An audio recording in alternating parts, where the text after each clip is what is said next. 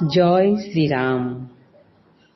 ভয় হর মঙ্গল দশরথ রাম, জয় জয় মঙ্গল সীতারাম।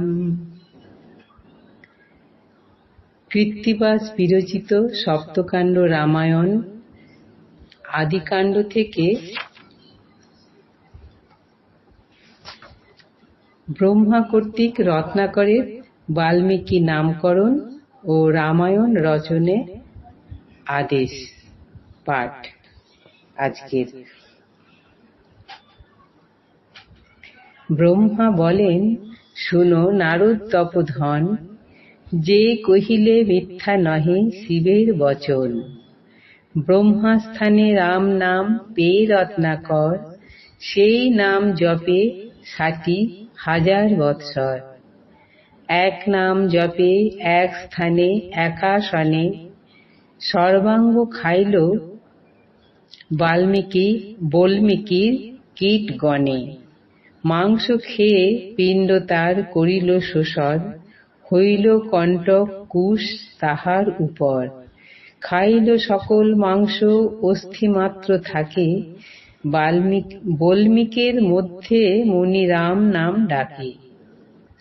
ব্রহ্মার মুহূর্ত ৬০,০০০ বৎসর, পুনঃ আসিলেন ব্রহ্মা যথা মুনিবর।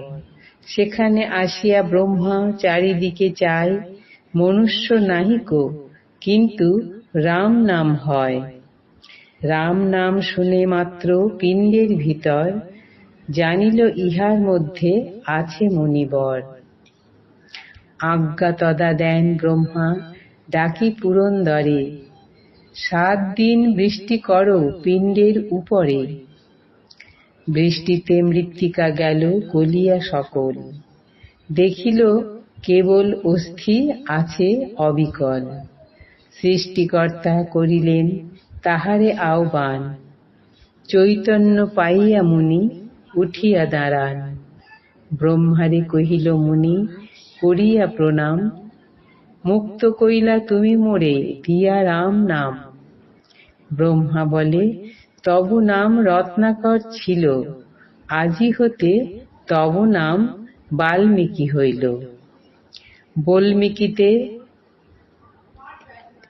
বল্লিকেতে ছিলা তুমি, তাই এ বিধান। সপ্তকাণ্ড রচ গিয়া রামের পুরাণ। যেই রাম নাম হতে হইলে পবিত্র, সেই গ্রন্থ রচ তুমি রামের চরিত্র।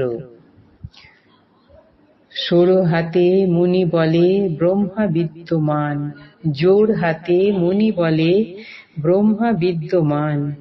কেমন হইবে গ্রন্থ কেমন পুরাণ, কেমন কবিতা ছন্দ আমি নাহি জানি। শুনিয়া বিধাতা তাকে কহিলেন বাণী, সরস্বতী রহিবেন তোমার জিহ্বায়, হইবে কবিতা রাশি তোমার কথায়। শ্লোক ছন্দে পুরাণ করিবে তুমি যাহা, জন্মিয়া শ্রীরামচন্দ্র করিবেন তাহা। ইহা বলি ব্রহ্মা গেল আপন ভবন।